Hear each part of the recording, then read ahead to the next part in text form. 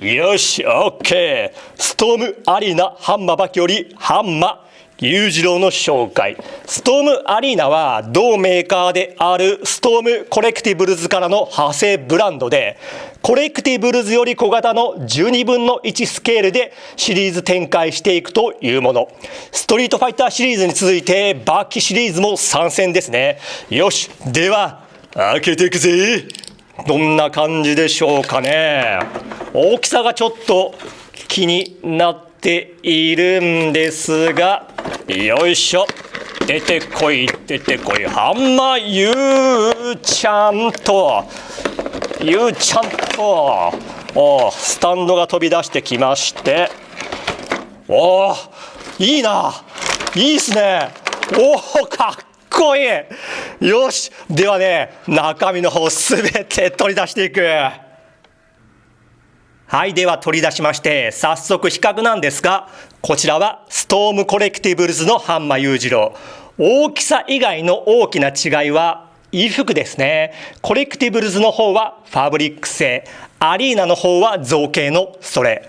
ファブリック製のメリットはキャストオフで上半身を裸にし本気モードができるんですが、今回のアリーナはね、当然それができない。しかしデメリットとしてファブリック製の衣服は非常にタイトな作りで脱着がね、困難極まりなく煩わしすぎるんですが、当然アリーナの方はそういったことがなくストレスなく遊べます。個人的にはこちらの方が好みですね。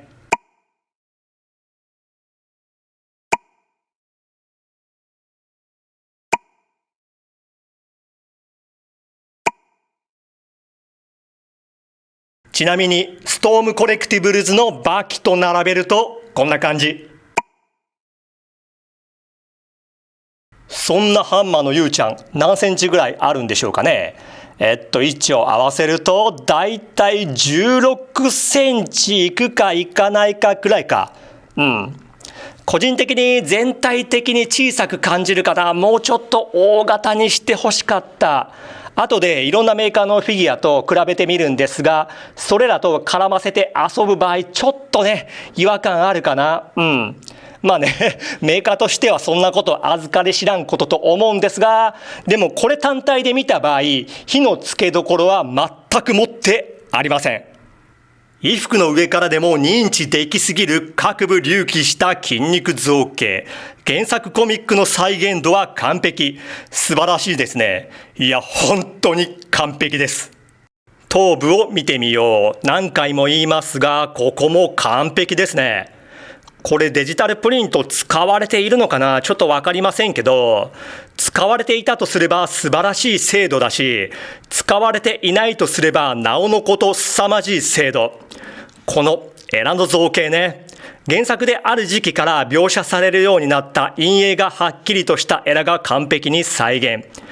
3D 化するのには難しめの絵柄ではあると思いますが、もう最高ですね。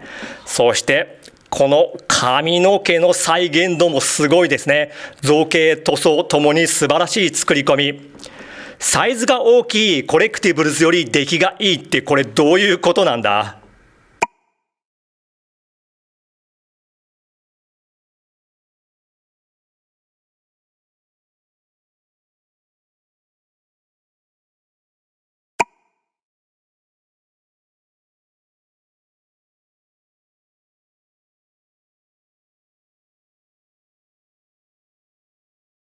こちらは交換用頭部の食いしばり顔。これまた完璧ですね。狂気じみた白目と叫んばかりに上がった口角。顔全体に広がるシワ。そして逆立った髪の毛。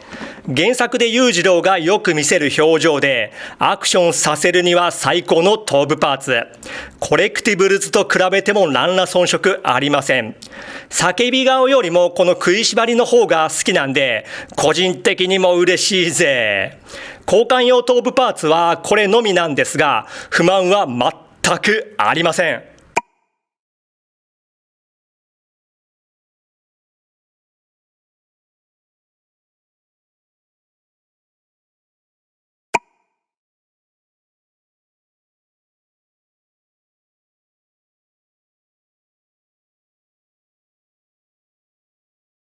上半身、どこをどう褒めていいかわからない筋肉美。えげつないほど盛り上がりすぎる大胸筋部分は、ストームシリーズお得意の軟質パーツ。軟質とはいえ、ちょっと硬いかな。そして大胸筋より目に行くこのメロン肩が素晴らしすぎる。上腕二頭部、袖の折り返し、白い部分は塗装。腕の造形の筋肉美もまた文句なしですね。特にこの前腕部、極限にまで削ぎ落とされた脂肪により浮き出た筋が素晴らしいですね。あらゆるものを殴り続けた結果、ヒッティングマッスルが異常進化した広背筋。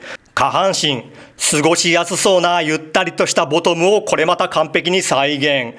シワの造形が細かいですね。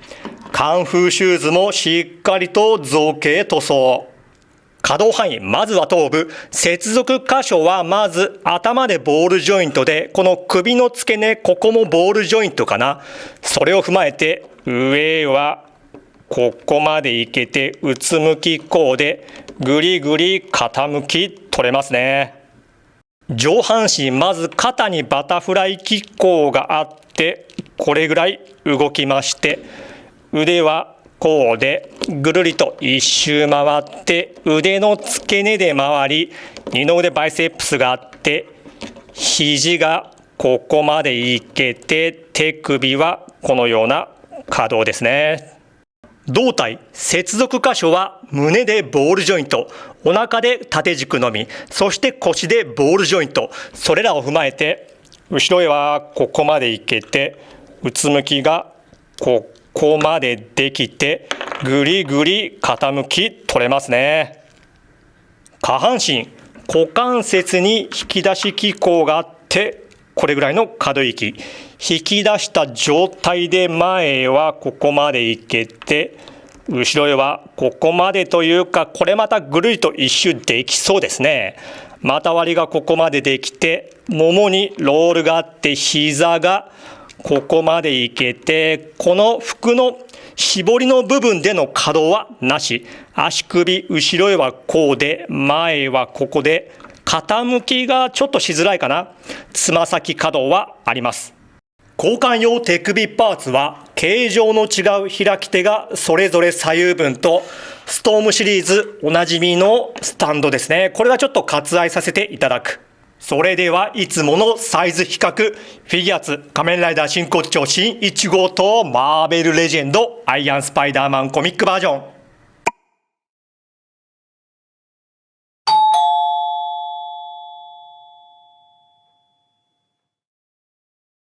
では次にマーベルレジェンドスーパーヘビー級のキングピンと並べてみるとこんな感じ。どうでしょうね。やっぱりこれは裕次郎小さく感じるかな。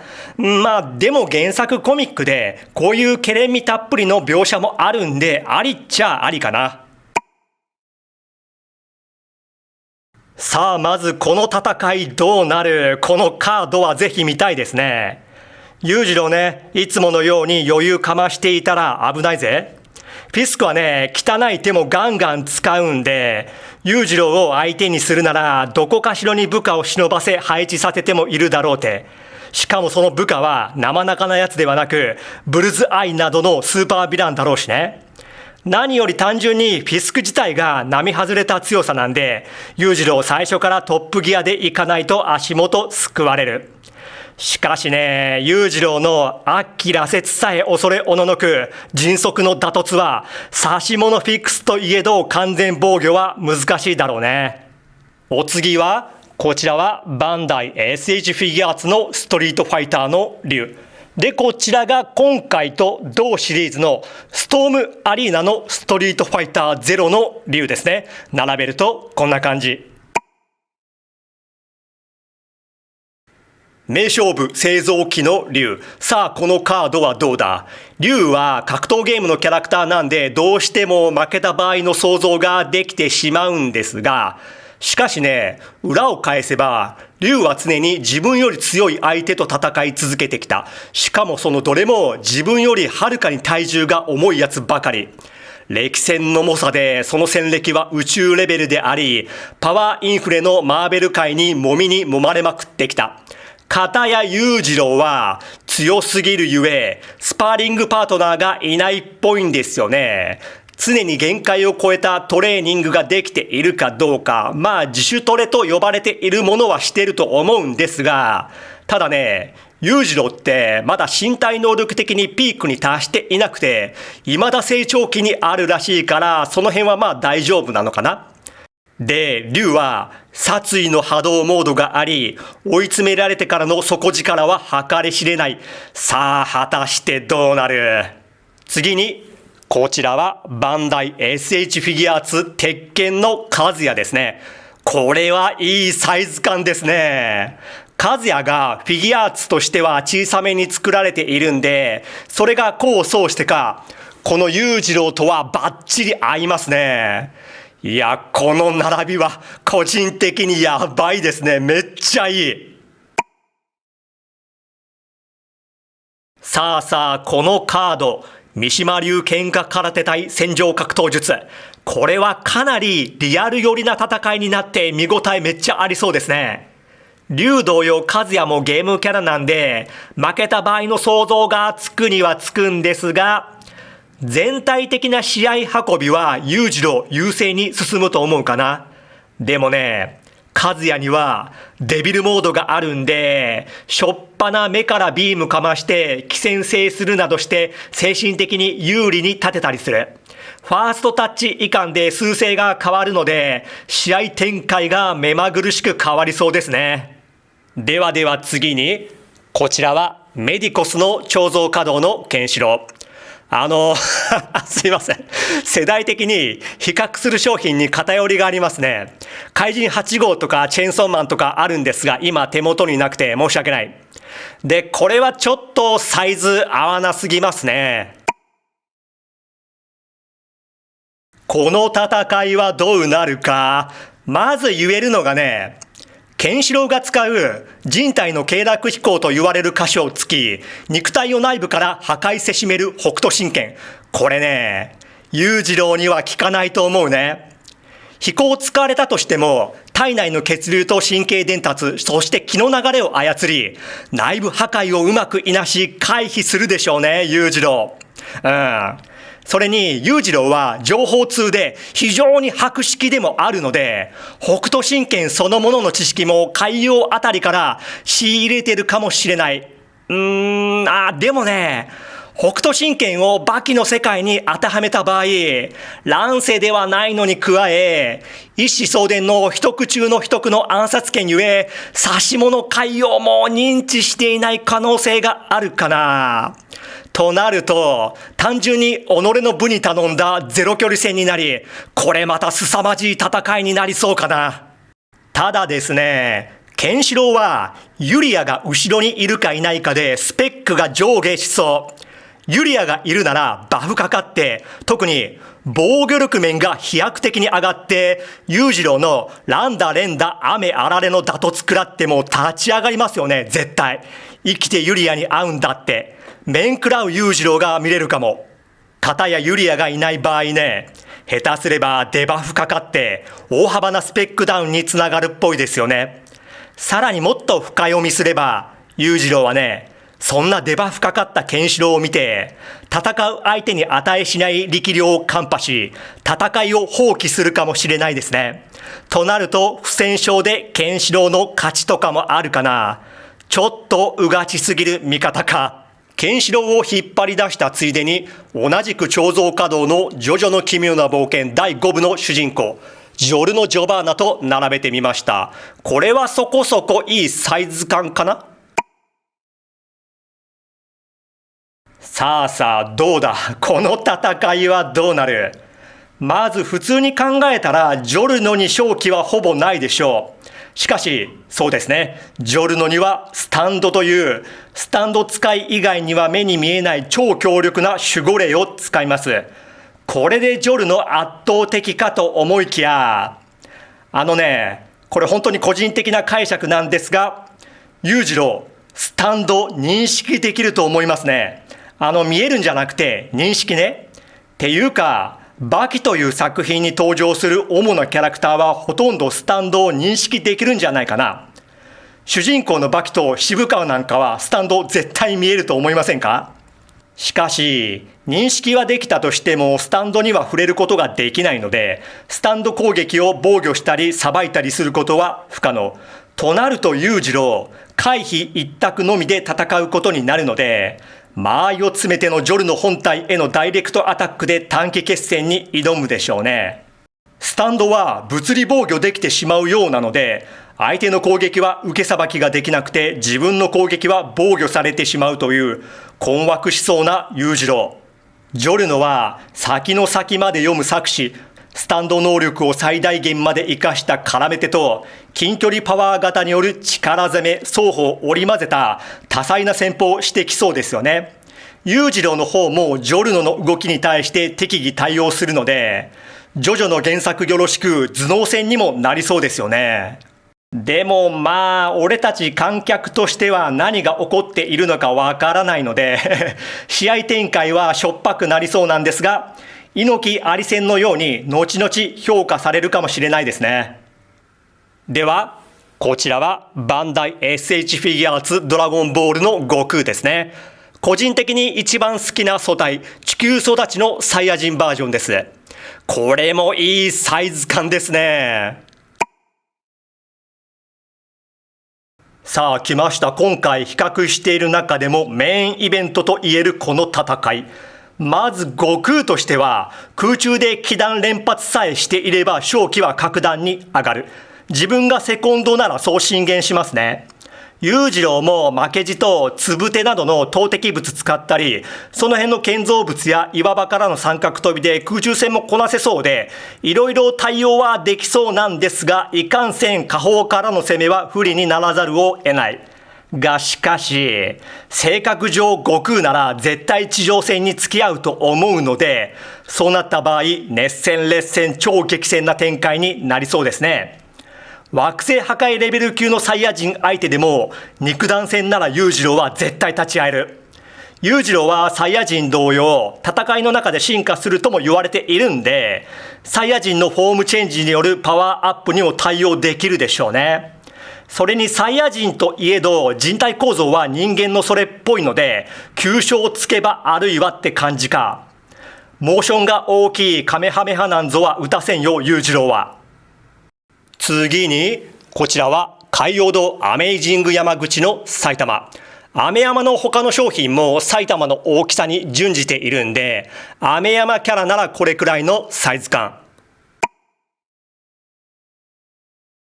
さあ最後にこの戦いはどうなるでしょう。まず埼玉のパンチは当たれば終わります。一発で確実に終わる。ただし当たればの話ね。裕次郎はね、埼玉の連続普通のパンチ程度なら避けるかさばけると思うし、マジパンチもおそらく回避できるかな。しかしさばききれてるとはいえ裕次郎も余裕ないでしょうね。埼玉の初段を回避した時点で顔色変わっていると思う。また埼玉の防御力もとてつもなく、裕次郎の打突がどれぐらい通じるか。どちらにせよ長期戦になるのでスタミナ勝負か。特に裕次郎の方は死にゲーなんで集中力も持続させないといかん。やっぱりね、裕次郎のフルパワーをまだ見たことないので、そこを加味できないのが辛い。さてどうなるか。憶測ですがね、フルパワー裕次郎の単純な攻撃力はおそらくボロスをしのぐやもしれん。ボロスのメテオリックバースト並みの破壊力は出せないとしても、レーダーチャートの総合値は裕次郎の方が勝ると思いますよ。